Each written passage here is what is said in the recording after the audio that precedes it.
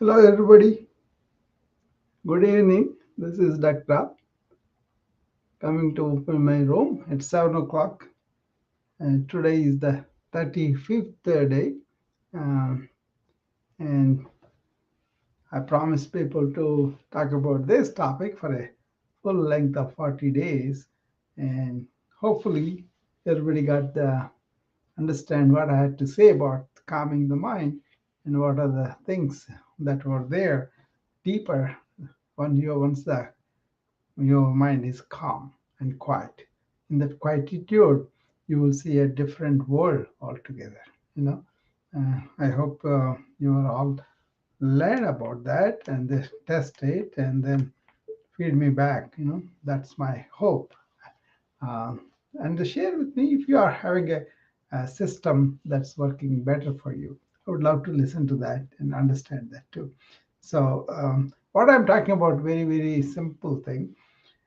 Probably very much needed, though. That's my personal opinion, because our technology, our pace of life, and the speed and everything, all that we are doing has really gone up, right? So, what is happening is we are not having a chance to really take a break and calm ourselves, take rest, and all that. People may take vacations, even on the vacations, also, they think a lot, right? So all I'm saying is have a mechanism where you can, just like you clean your body, clean your mind every day, just like a ritual. Start it in the morning, first thing, and try to be in the present and continue that through the day like a perfume, and also clean your mind just before you go to sleep. So that kind of effort, if it is combined with deep breathing, you will calm down much quicker and you feel peaceful too. And your parasympathetic nervous system acts up, and that really protects you from reacting easily and really responding to a task without having that emotional turmoil or the secretion of stress hormones. So much involved. So I come from the background of information overload. That was my thesis in my master's in biomedical informatics, where I actually had studies that were done in Paris. We studied them.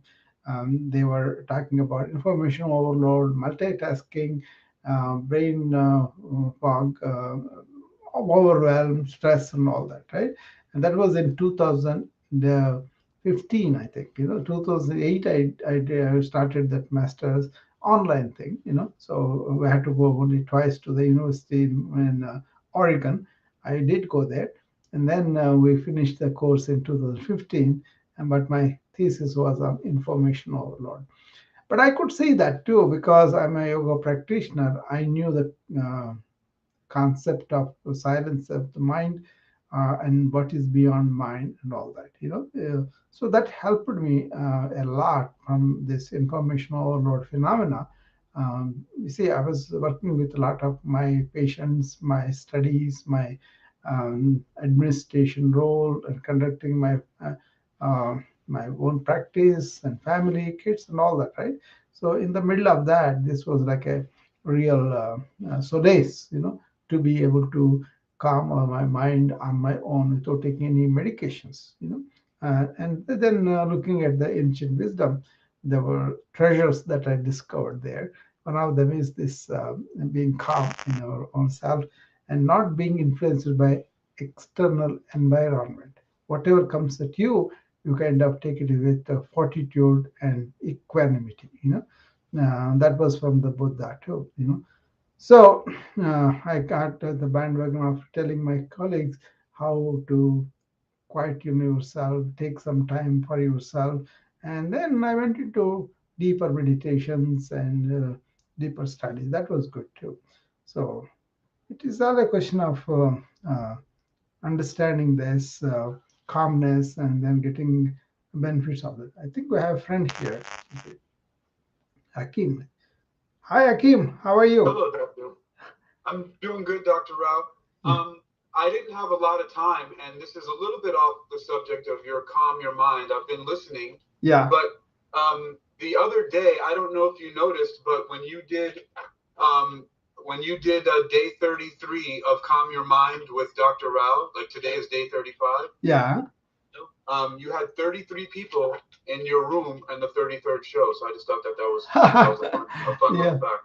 that must be a good woman, probably, right? Yes, it's an angel number they call it, Dr. Rao. You So know what? anyway, so You just wanted know, to point that out. I gotta get going. Like I said, no, I no, no, do like let me tell sci-fi. you one thing though. My Yes, sir. daughter was born in March, on the 3:33 was the time, on the Ah, 6th of March. So I just want to tell you that. wow, that's fantastic. Yeah, that was something coincident, probably, you know.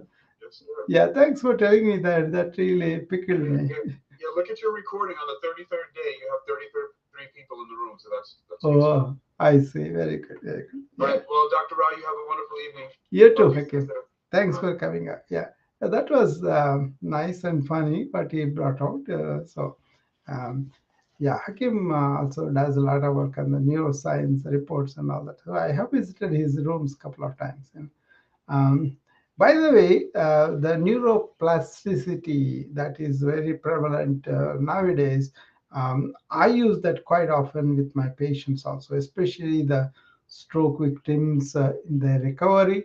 And also when we are teaching yoga way of understanding how the thinking happens and how the thinking buried in our subconscious when you are unaware and you're thinking unconsciously, that means you let it happen. It goes and forms its own neuronal path within your brain, right? And then uh, even without stimulation, or somebody has occasion to be stimulated or activated or triggered, we call it, right?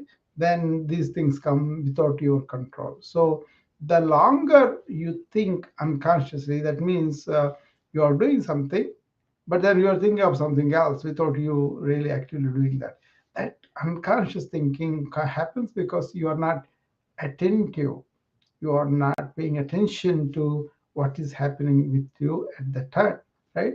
So that kind of unconscious thinking can make its own groove within the brain, and then they come up, so in meditation, when somebody takes it and they want to sit down for episodic meditation where they want to calm everything that's going on in their mind and also really get a control of it, all these buried thoughts, all this unconscious thinking that they had done for years comes up.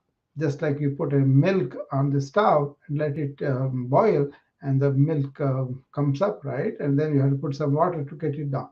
So that was the analogy that masters of meditation used to describe to us what is buried in you will be coming out. So you don't have to resist that, just be watchful, let it burn up and come up and go away. That's a deeper meditation. People do that, but I'm just, it has come to my attention about the surfacing all the thoughts that were buried within us deep.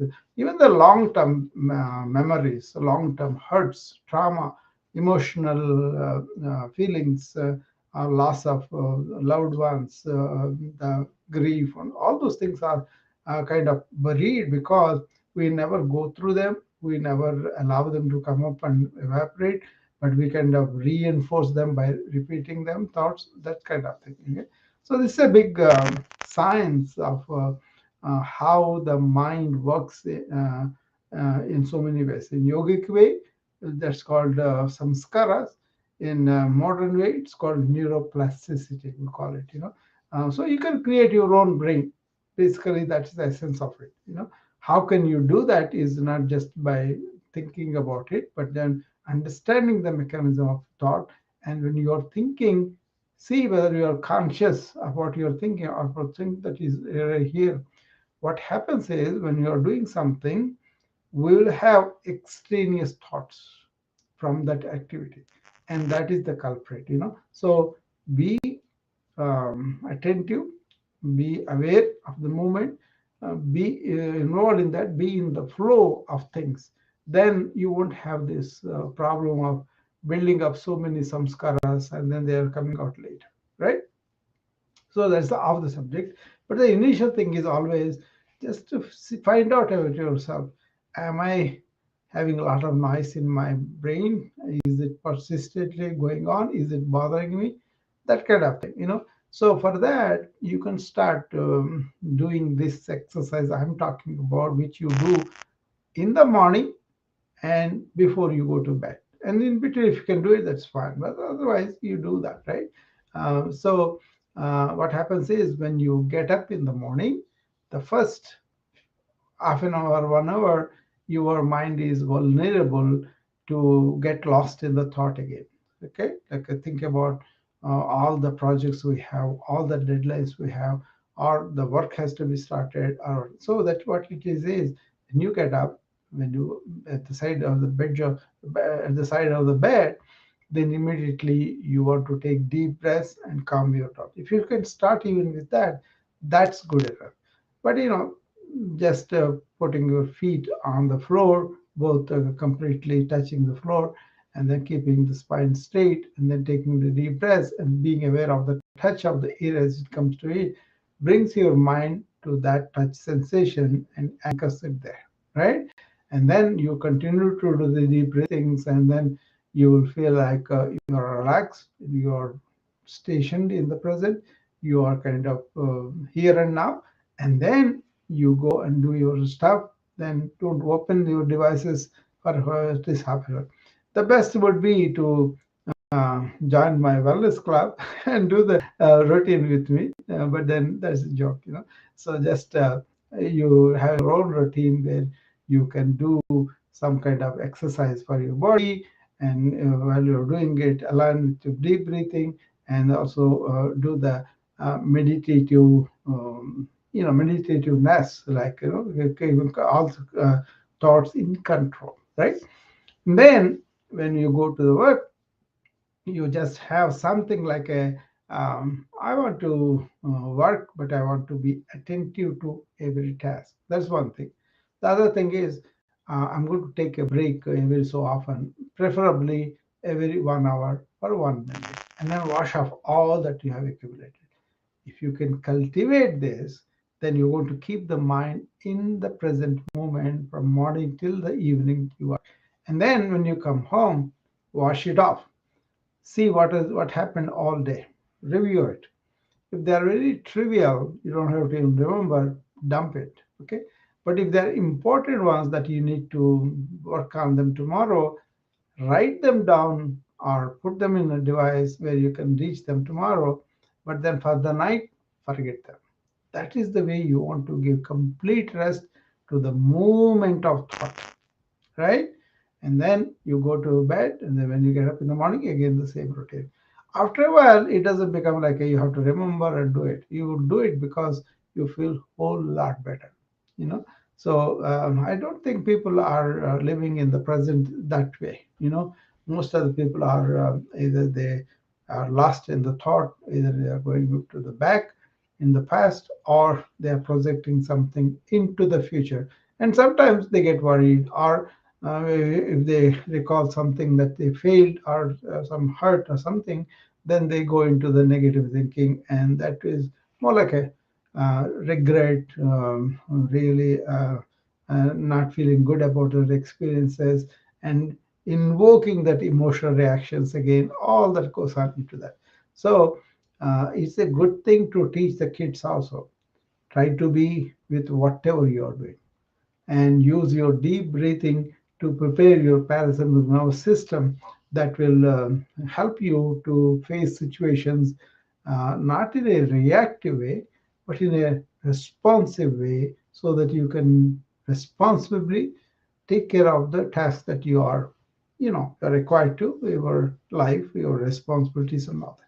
So you won't have this quick reactions or automatic reactions and all. That's what we see in the modern life quite a lot, right? People react to so many things and then regret what they have done at the time. But at the time, that moment, they don't have any control. Okay, so this is about getting back to the control, nurturing that, and sustaining your inner being like that. Okay, I hope that's not too much. So always always be in the present. If you can do just that, or whatever you are doing, just pay attention and enjoy there. And that will be very, very good for the mind. And as you do it more days, and then you go into deeper and deeper, and then you begin to like that peace, that happiness that you will experience because your mind is quiet. It is active when you are working, but once it is there, you're quiet. And also, you will see less arguments with other people. You will see more harmony with other people. All those things come together, right? That's why I kind of do it myself, and I tell other people too. Okay, so let's see. Okay, my friend is coming here. So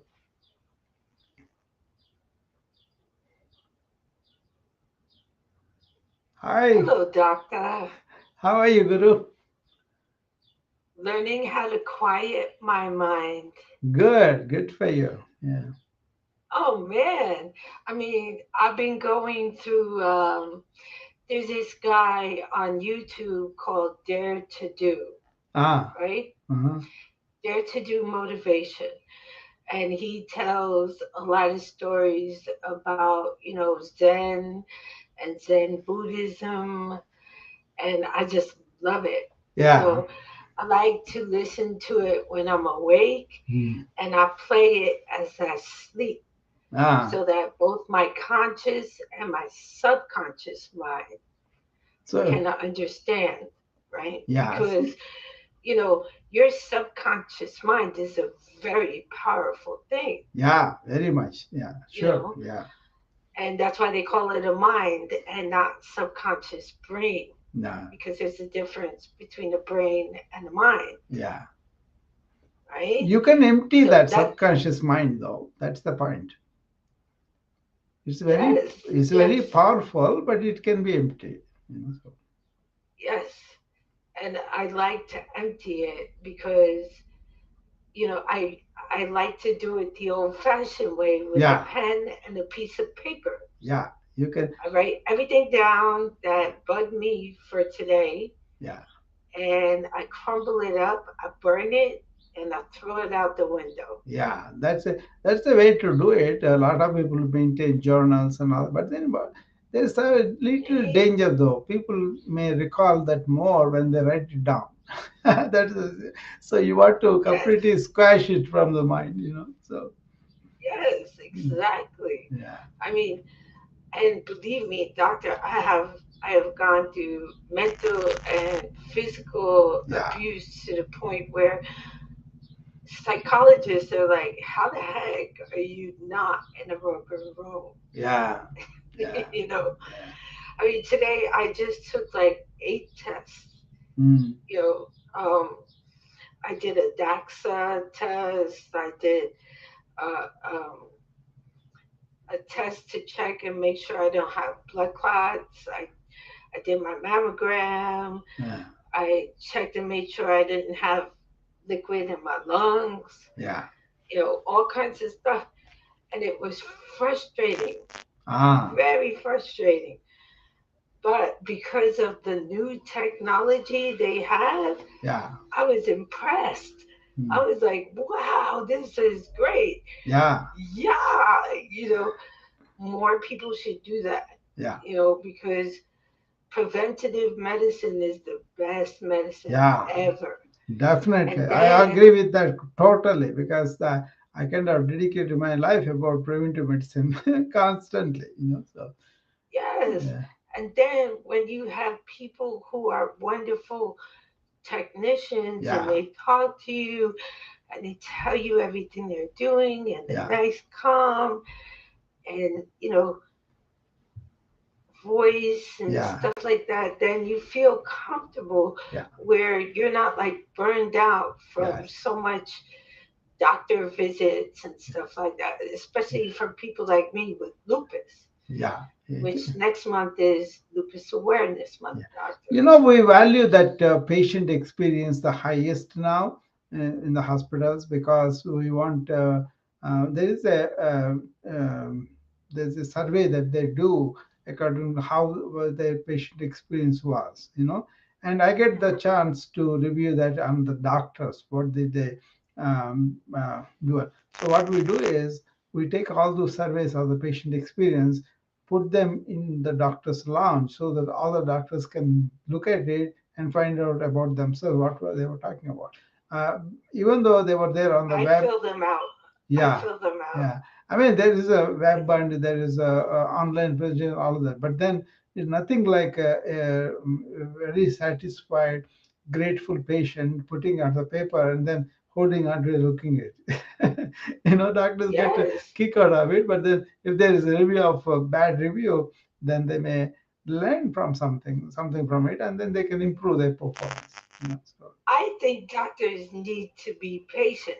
yeah, yeah, yeah. I think that should be like the number one thing that doctors should do. Yes, totally. Just Because before they get there, they should be patient. yeah, They patient should be experience pushed is around, yeah, scared the crap out of, yeah, told they have crazy diseases and stuff like that. So they can experience the stress and the pressure that comes with it, you know? definitely, definitely. Because when you are a patient, when you experience that pain and suffering, the inconveniences, the little things that go on in the hospital, you are a totally new doctor after you come out of the illness. However good doctor you Yes. are before, you will learn something. At least my experience was like that. I was not a arrogant or taking out people, and because I have this ancient wisdom background, right? So I kind of Of consider course. everybody is the same. We are all one, that kind of thing. But even me also, I discovered when I just wrote a book on this. It's like I named it a second chance recovery from the Pontine stroke. I had a stroke in 2014, right? I was paralyzed on the left completely, but then I recovered. You had a stroke? Yeah. I had a mini stroke in No, no, I had 2015. I had a big stroke where both my left and Wow. left hand and leg completely paralyzed. But I came out of that. So my point was, I wrote the book about how I made such a rapid progress. What were the things involved in that? In that experience, of course, I was given special treatment because I happened to be the doctor there and all that.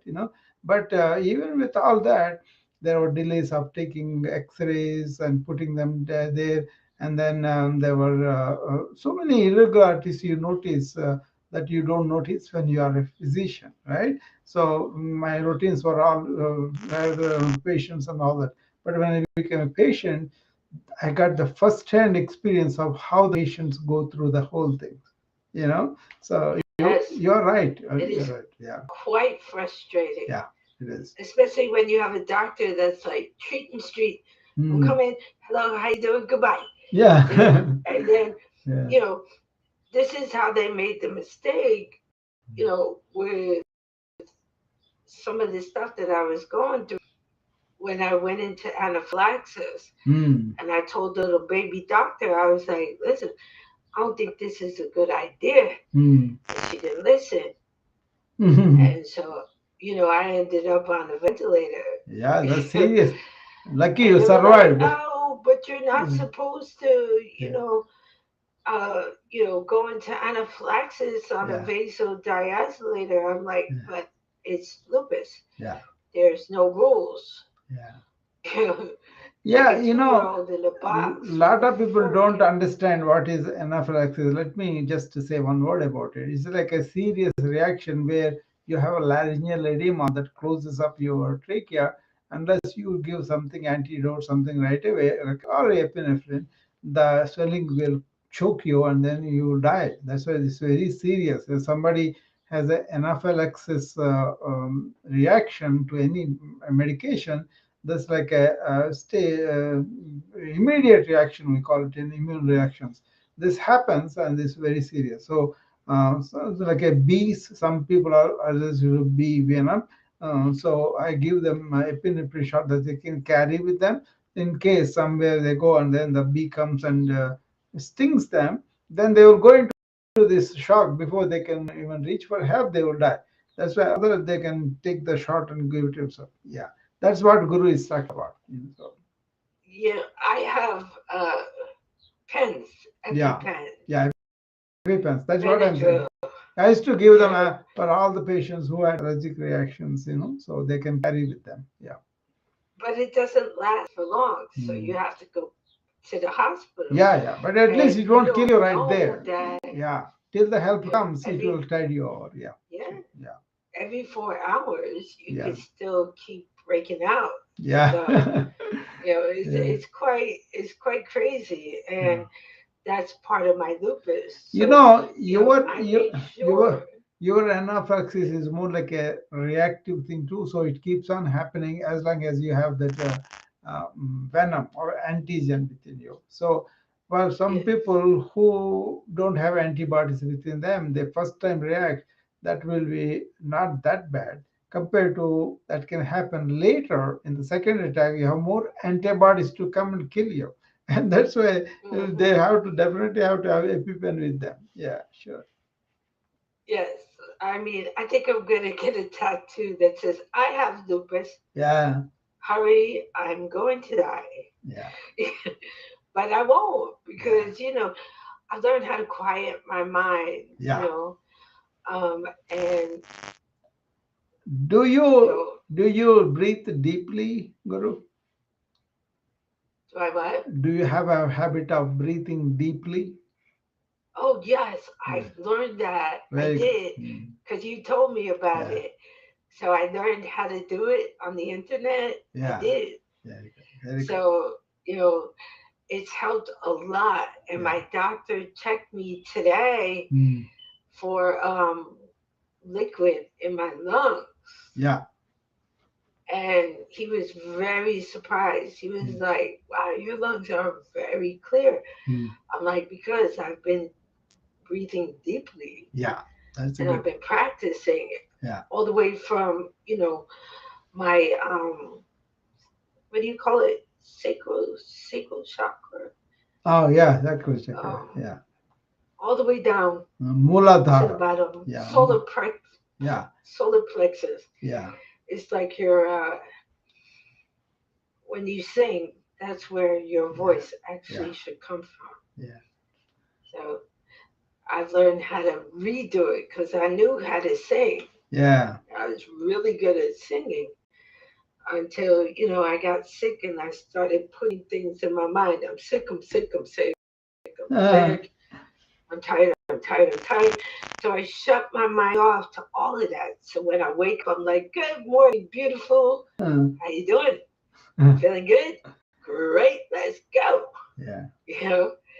That's a So good that's attitude. Yeah, that's a good attitude to have. followed your advice. Yeah. Positive mentality, Thank you. getting up with that, and it breeds on itself, and you become, even something comes up challenging, we don't have to be negative about ourselves. We can just do what the best we can do. Actually, you do better It's the moment you have that it's always attitude. Yeah, what I learned, yeah, because I went through something with my dad, yeah.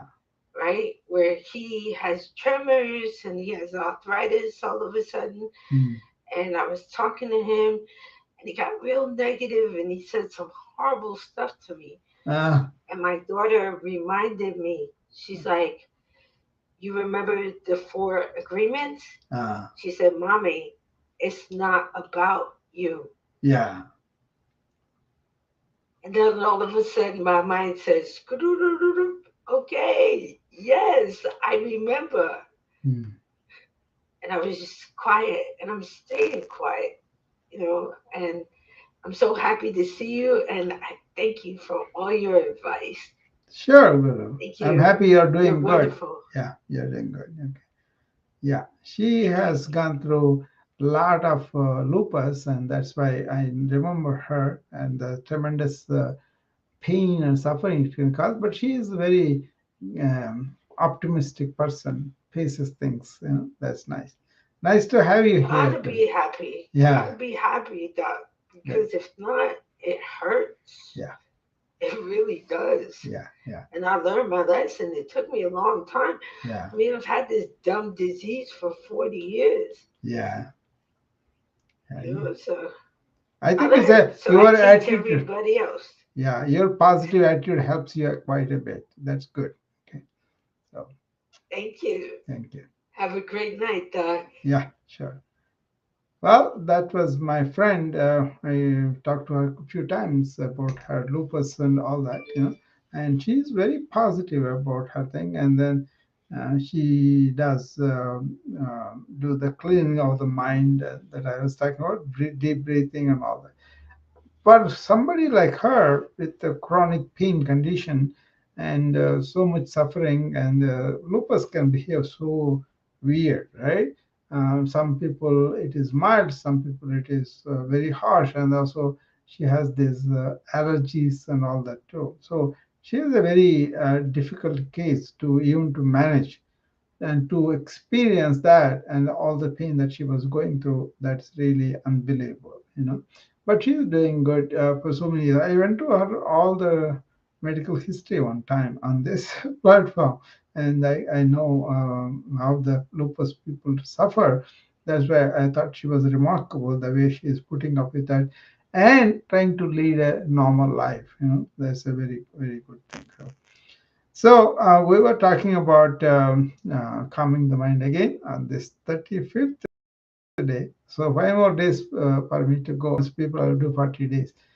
Hopefully, many people at least listen to this, at least tried a couple of times, and I hope they were helped by that. If they have, really noisy, chattery, and always thinking mind, but that is being figured these days by our information age, and also all the devices, all the stimuli, and the people who are trying to sell us things, they are kind of sending us distractions.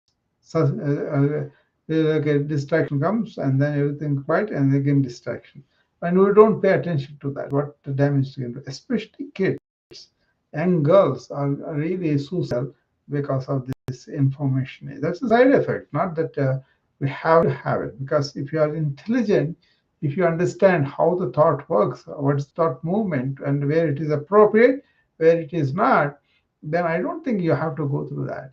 So I deal with a lot of information, but I always prepare my mind and then also wash my mind after that. That's what I'm talking about. Because it's going to be more and more data with all this artificial intelligence. Even if it does a lot of mundane things, we still end up with more of the information because the data is perennially increasing, leaps and bounds. So much is generated now because you have facial recognition, you have finger prints, you have retina, you have so much other data is coming. And some of these personal devices, they elicit more data from you. And I was reading this book. I was telling about people about this battling our brain. That is the book. She was talking about how they are really able to monitor and measure the thoughts, and qualitative also, and then they are influencing people to subliminally to buy things. So, and also they are using that in the justice criminal system, and also auto truck drivers are given this hat or some top hat, and once you wear the hat, how you are feeling, how you are reacting to roadside events or whatever, they are all carried away to their computers, and then they kind of monitor you that way. So it's basically they are monitoring your thoughts also. So that is the thing that is coming up, and that's a book about. I thought that was a serious book, because she herself was a migraine victim, and she used this monitoring of these thought devices. She used them, and she was benefited by them positively. But then all these other things have come up. So I think she worked on Obama's some cultural committee or something. So she was very honored, and then she kind of wrote this book because this. artificial intelligence breaking down, so much virtual reality, all these things have come, right? So there will be a point when, who are you? What are your thoughts? Am I going? Thus they're going to. You don't reveal to them. They will know what you're thinking, where it is going, and then manipulate you according to that. So that's kind of scary, but that's already reality in China and other countries worldwide, I believe. So I was very fascinated by that. Usually, I don't read many books. I would rather prefer be silent and then be meditative rather than studying all these things. But this one, I read it because I thought this is a current brewing problem, and we'll hear more about this kind of thing as the data is collected all over the world, and that data is used to diagnose science. And that's what's happening in China, I think. The facial recognition, so they know where you are in the day, wherever you, what you do, and all of that. So kind of restrictive here, probably. And not only that, but suppose you went to buy an automobile, and the automobile costs so much money, and you are negotiating, and but in the process, they come to know whether you're excited or whether you're really not interested. All those things they can gauge, and then they can see a spot where you are really vulnerable to their sales pitch, and then they can push it out, because that kind of thing. So they were very common experience will be out of our hands, it looks like. So let's see what happens. So Ivy is here and Kannan is here. So you guys want to come up and say anything to me, or there are uh, around 18 people, I think 18. Yeah, in that in the wisdom app. And if anybody wants to come up and chat with me, you're more than welcome. Otherwise, the same message I was talking about, how do we calm our minds on a regular basis so that we can protect our mind from harmful thoughts, and also not enjoying anything, right? If you're occupied with the mind something, then you don't enjoy whatever you are doing. Suppose you go to a movie and you're thinking about some bills and all that, you won't enjoy that. So uh, being in the present and thinking appropriately has tremendous value. Hi, Ivy. How are you? Hey, I'm all right. You're always all right. I know that. She's one person who is silent most of the time. So she has problems with the people who are chattering, right, Ivy?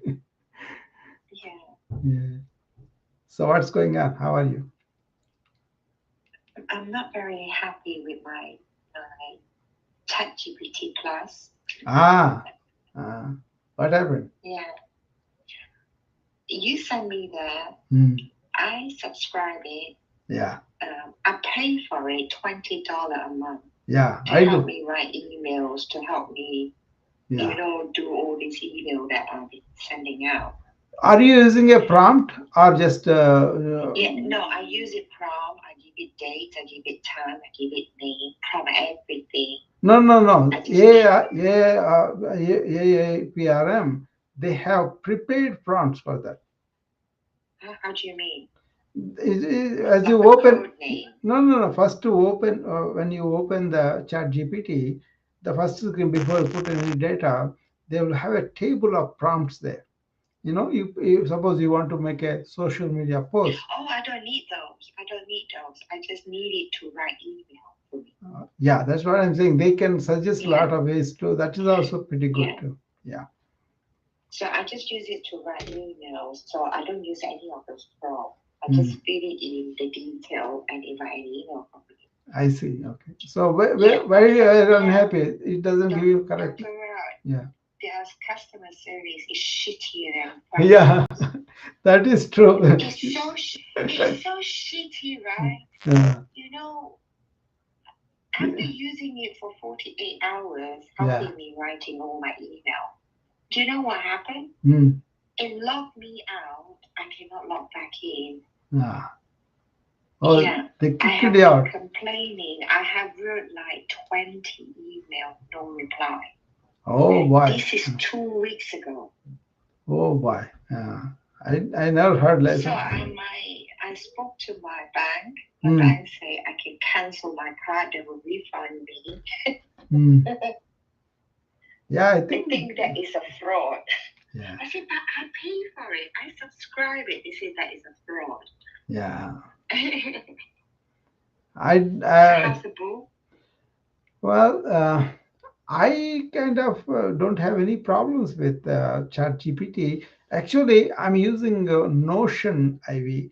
In the Notion, there is this assistance with AI. If you want AI to write whatever you want, it will write for you right away. You don't have to subscribe to ChatGPT or anything like that. The Notion is the organizing tool for us, and it is incorporating this ChatGPT generative software. So there's a window, just you want AI to write, you click on it, and automatically all this thing comes.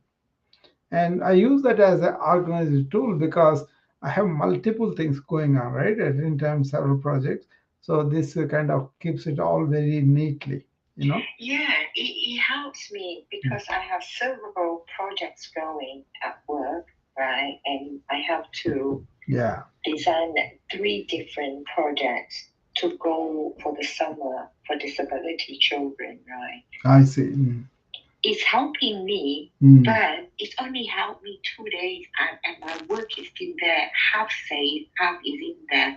I cannot log in to fetch it, Mm. so I have to redo half of it myself and Oh boy. submit it last week. Yeah. Yeah, that's disappointing because all this mundane work is done by the chat GPT very Yeah. efficiently, usually. Uh, It helped me suggest things, which is good. I like it. It helped me to suggest like balloon game yeah, yeah, and then how to make pinata yeah, and then how to make brownie games and things like that. It's just so many things yeah. that I can't think of for someone. Yeah, I always said mundane things that are not important. It does very, very quickly and Yeah, then very quick. comprehensively too. So it's like even when I ask deep spiritual questions, I was really impressed by Oh what it yes, is gave.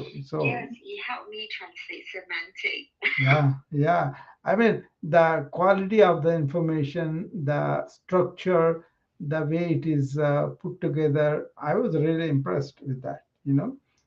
Some of those, It's impressed yeah, when the room if people use semantic, yeah, and then I would put it there and it translate it and it would explain a summary what does it mean. yeah. Very good. I think Yeah, it very goes quick. through the so many centuries of information up until 21, and it goes through so quickly, and then learns as it goes on. Yeah, suppose yesterday I wrote a book. I think you will see that too very soon. It's called Second Chance. My road to recovery from a fountain stroke. I had a stroke in 2014, and I recovered rather quickly. Everybody thought I would not be coming back to the big clinic. Everything I have full blast when I had that. But then everybody thought I was not coming back. My clinic, everything will be last another. No, within a month I came back, I saw my patients. But there is a message there. How did I do that? Is basically I kind of took the modern treatment, plus I supplemented it with ancient wisdom hacks. By combining both of them, I'm not prejudicial to the modern medicine or to the ancient wisdom. Usually, doctors are either one side or the other side, but I kind of considered what is bunk and what is really superstition, drop it, but what is scientifically proven or logically proven, those kind of things I took it. So some of the cultural things come in the way too. But what it is when I was lying in the ICU then in 2014, I kind of started micro yoga and also kept Micro yoga. that is you kind of start with the muscles that are pretty weak and then let them do what they can do. Instead of pushing them, you allow them to get into that. What happens is, yeah, what happens is the weakness, the side paralysis, and all that, you visualize and then imitate, even though there's no movement there. But then that kind of creates the circuits that eventually come out and strengthen. Now I do everything and all that is I don't even remember. I wrote it mainly because it may help somebody who are having stroke and then maybe look at these things that I did, aggressive rehab, this micro yoga, deep breathing, being in the present, and also keeping my mind at an elevated thought level instead of negativity and all that. You scared me, Hanu.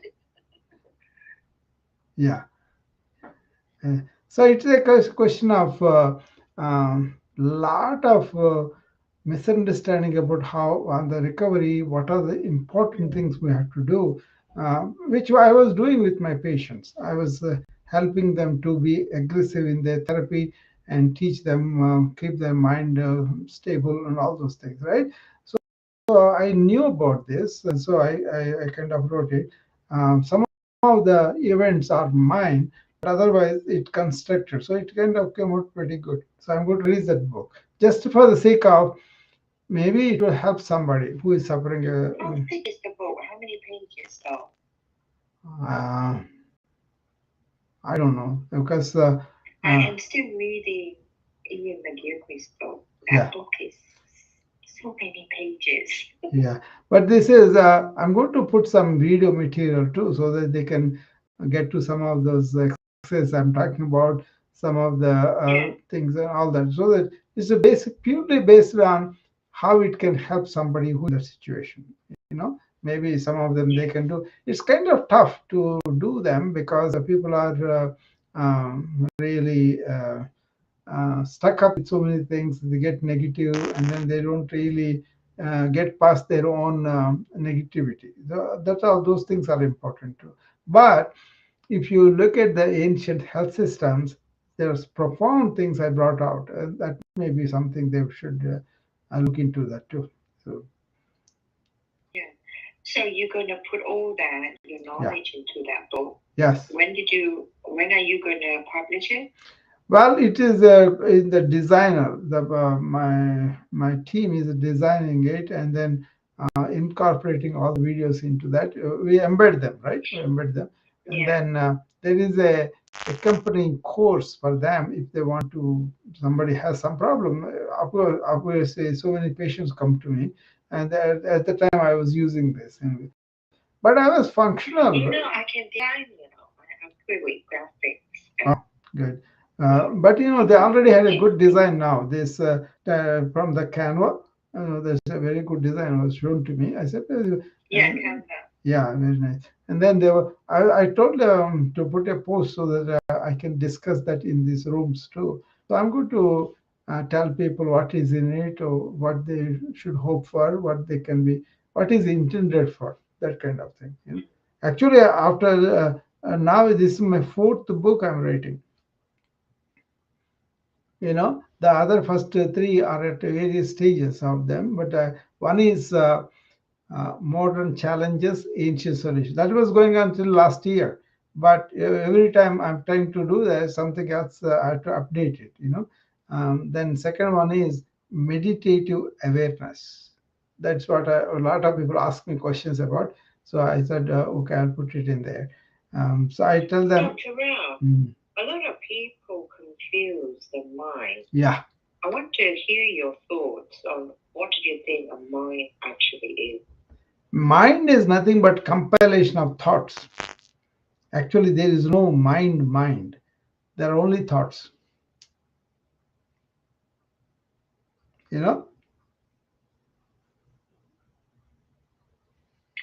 So you think that the mind and the self is identical? No, completely different. When the mind you think you are, when you identify as only thoughts, and then you go beyond that perceived mind or imagined mind, then you see that you are in your real self, which is the self.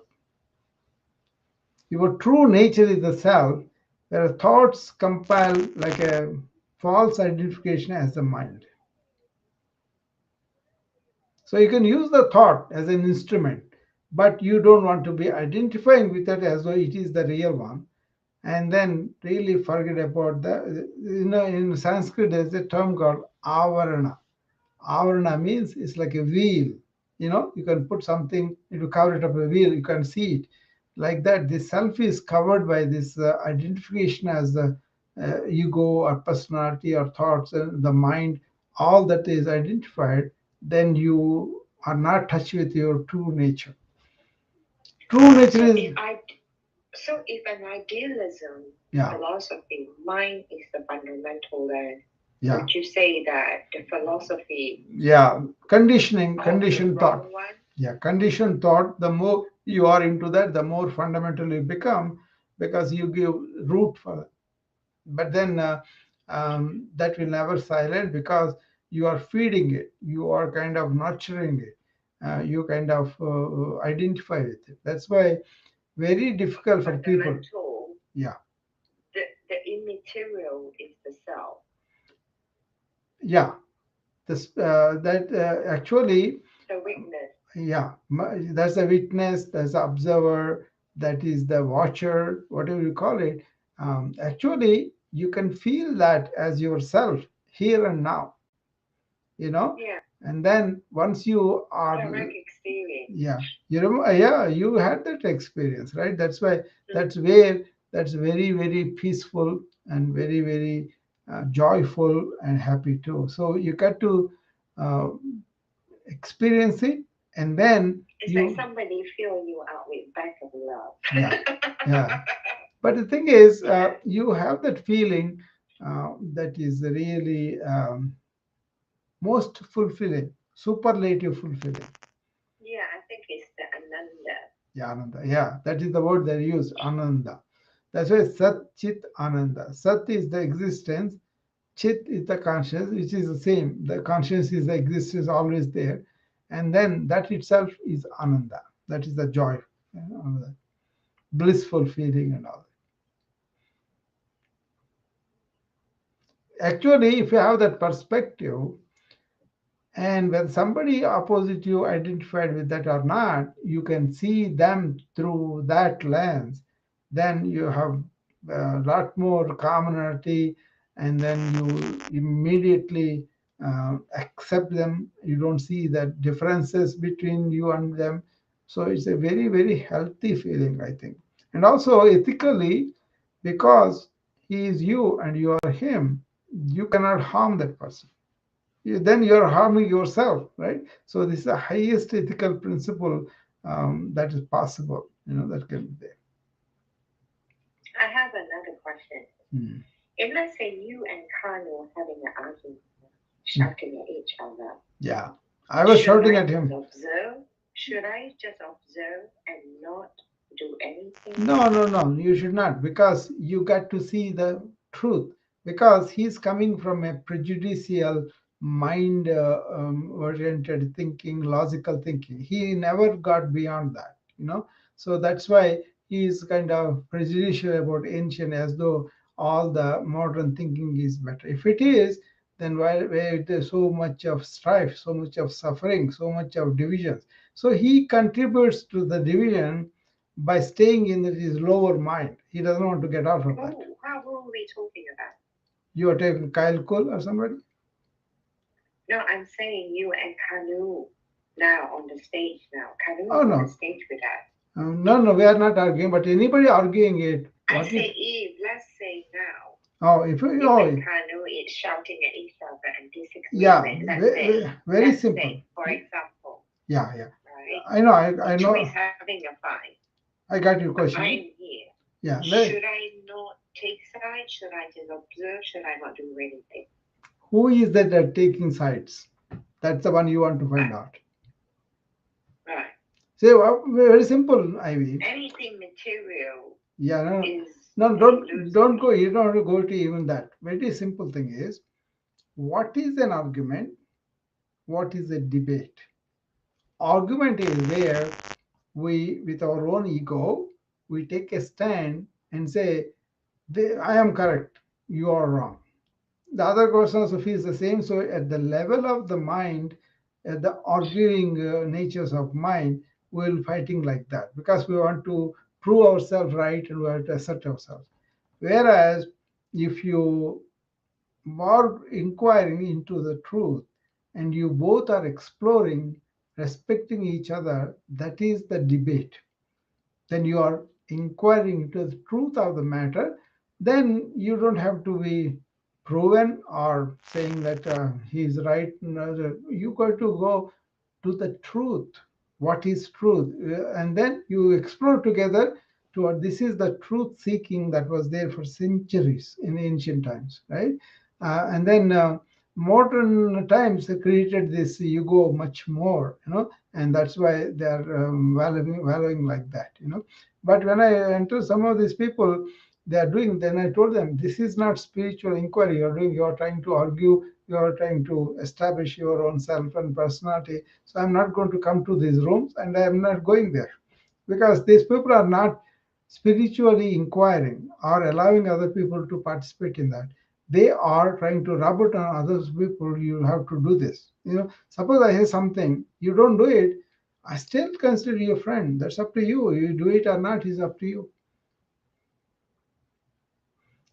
You see, there is an inner psychological security that comes when you realize you are that Sat Chit Anand, right? So that fulfilled, nothing in the outward is the thing that is there, okay? So it's a wonderful thing to discover.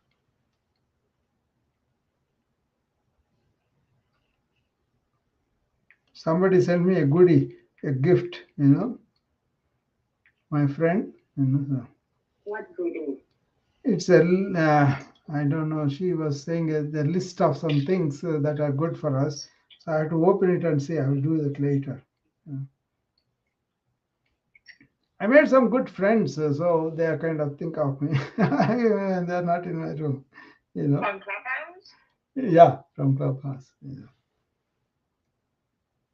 I have not even Sorry, I'm seen making her. cup of tea. I have not seen her, but she is very nice, considerate.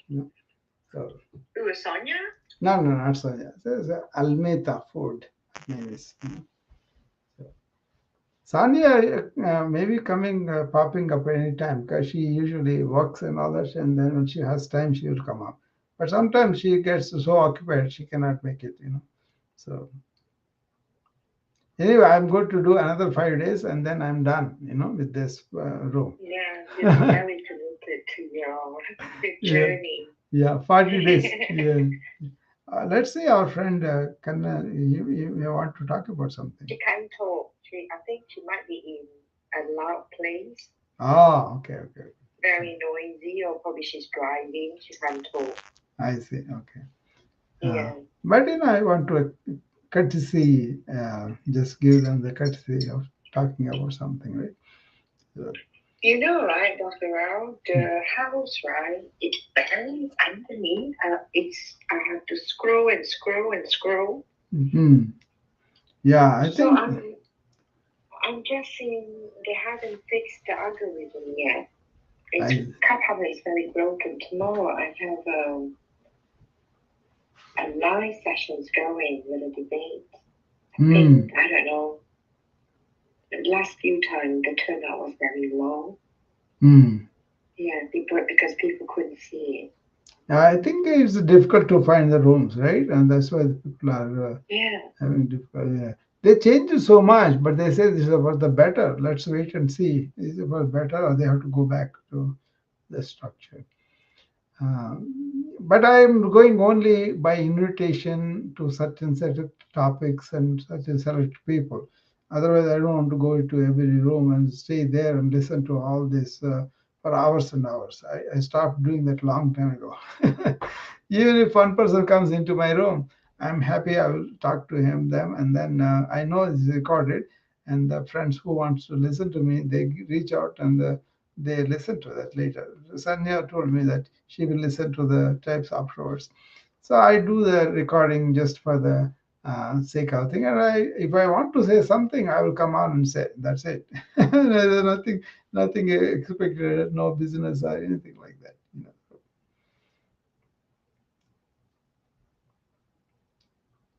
Yeah, I'm a bit nervous. Yeah. And my family in India listens to that.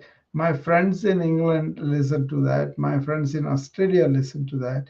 So some of these clubhouse people come, and then I record it on the Wisdom app. I think there are so many people right now. It's 23 people there.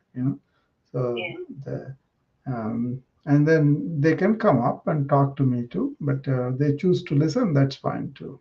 So. All right, it's already getting 7:55 something here. Yeah, 5 more minutes. Yeah, I came early. That's why it's already 1 hour on this restream. Can the room be open early? Yeah. I did open it. Even though the pre-scheduled room can open early, I Yeah, thought yeah. if you open Yeah, early, you lose the house badge. No, you can open. I opened early and then it was there. And 7:45 or so, I opened it. And then people came and some people stayed, some people went. That's okay. Well, I see friends like you, Ivy. That's good enough for me. You are Sonia, somebody. Yeah, because we are not in the same country, but still we can just spend some time with our friends, and that's a good thing, right? It's because I'm a night owl. Yeah. It's 2 a.m. here. Actually, this is kind of a good thing for me too because I work all day, right? And then when I come and talk to people, it's sometimes some answer some questions, but I don't want to go voluntarily into deeper aspects of it. But if they ask me question, then I'll go. Like you asked about mind and self, that's a deep question. Not everybody will understand. They think the bigger self is the smaller self and all that. It is the energy that everybody has. It is the life force everybody has. It is the light with which everything is shining. Once you understand and stay there, the biggest benefit is your movement of thought kind of ceases. So it's a kind of understanding the restlessness, understanding the dullness. Both are they take a back seat. Then you are really able to go deeper beyond thought. There are states and the beyond the thought. There are 7 levels of happiness. That most of the others spend on the first level. The way I see the idealism philosophy, how it going, is very identical with Buddhism, because Buddhism staunchly rejected the self. Yeah. And it's only the mind. And, it's very Buddhism. Yeah, they talked about. Vedanta is the self, not the mind. What Buddha talked about Shunyata, almost the same thing as this Atman that Hindu. But then what it is modern people. That's Sonia. Yeah, I told you. She will come later. And so I'll ask her to come up. It's a kind of same thing, but in a different perspective. But the thing is, you don't have to stick to any particular philosophy, Hindu, Buddhism, Christian, either. And then you are really liberated to look at this thing with complete independence, psychological and traditional and all that. Actually, they said you don't have to have so much knowledge. All you have to do is keep your mind quiet. Then you will see your true nature behind.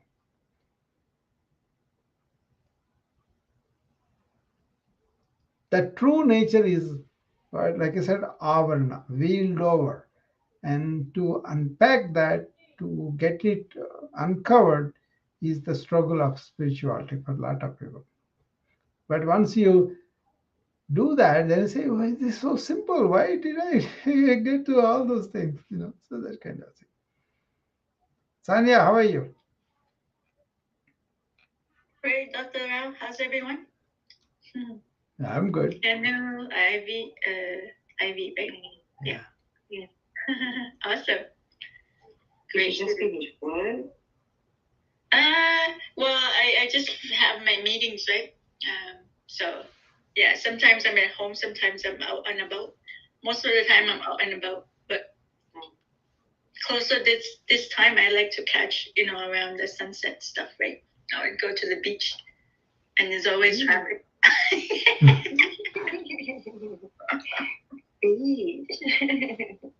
Yeah, I like to hang out when the sunset or the sunrise. Sunrise is like, well, at least it's later, but which is nice. Yeah, because where I live, you will get beach, you get a lot of river and pond.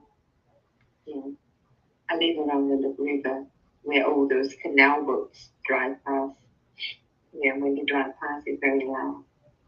What country? It's in a village in middle of England. Oh, England? It's called in England. Middle of Awesome. Yeah. I was in the UK 2020, just before the COVID lockdown, and then we got trapped in during the COVID lockdown, so I didn't get to come home until mid-June. Well, I didn't want to come home because, I didn't want to come home. Did you in a hotel? Initially, we were like in the hotel, but then, of course, one of my friends that I met in the program took me in. So it was kind of great experience that way. So because, the lockdown, we can't go anywhere. Experience the British style. Yeah, I love a prison in a tiny little house. Yeah, it's not too bad. I got a chance to go to, of course, do the Shakespeare stuff with Avon and, beautiful the countryside, so beautiful and nice and manicured lawn. Yes. Yeah, the countryside is really beautiful if you go on. Yeah. Yeah. So, and of course, got to countryside, the village, live in a little village. Yeah. About 2,000 people around. Yeah. They call them manicured lawns. Yeah. Yeah. I love it though. It's so very my nice. friends, Yeah. because they live there and they can drive me about, and it's just wonderful. And of course, I always end up in the beach somehow. Yeah. So, and of course, where were you? I was in Lincolnshire, right? Oh my God, Lincolnshire. Yeah. Lincolnshire would be Skegness Beach. Yes. So, a lot of camper van, caravan, all that, right? Yes. Doing the hippie life. Why did he take you there? Because, in the yoga place that's where our program was. To Cornwall. Cornwall is beautiful. Yeah. We were like within the hour or two drive, we were around because they took me around. It was so nice of them too. And of course during, the year before I visited my friend in Wales, right? So, and so I got to, beautiful. Yeah. And of course I took a tour to Stonehenge and everything. So, and that takes me to all those sites there, right? And I said, I'm going to do one tour and that's going to be all inclusive type of thing, right? That means I'm going to take all this. So that's how I kind of like gauge things. And then I could come back later and spend more time on it. But in the meanwhile, it's just a little bit of an intro kind of thing, right? That's how I do most of my stuff. Yeah, England's air smells funny. Yeah. It smells rusty. It smells old. I love in Europe in particular. The bar smell like the pub, this bar smell like, the stale cigar, sweet stuff. Yes. It's like really old. Yeah. Yeah. I love it though. It's just,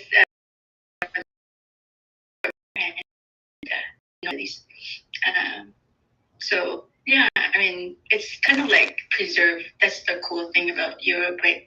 And even when I was in Spain too, it's like that. They still keep Spain. I love Spain. They have these afternoon siesta. They have character. Spain really. Yeah. Yeah, they're not in a hurry to work. They have this afternoon siesta. Everything stopped. Everything shut. day until 3 p.m., 4 p.m. Yeah, and I love And it. open to late. It's beautiful. Yes. So the nighttime, it's just like everybody gets out and just going to the beach or the village, or it's just beautiful. I love. This is where I want to live, right, in Spain. I want to live in Spain. I want to move there and retire. We'll see you there, okay, neighbor? We have an apartment in they used to call it Calpe something. It's in I forgot. Yeah, there was a lot of, like, my friend also owns a place in Malaga. Because we can't afford Malaga. Malaga is too expensive, and it's quite a youngster place as well. Malaga, a lot of partying, a lot of fighting. You hear police car going every 5 minutes.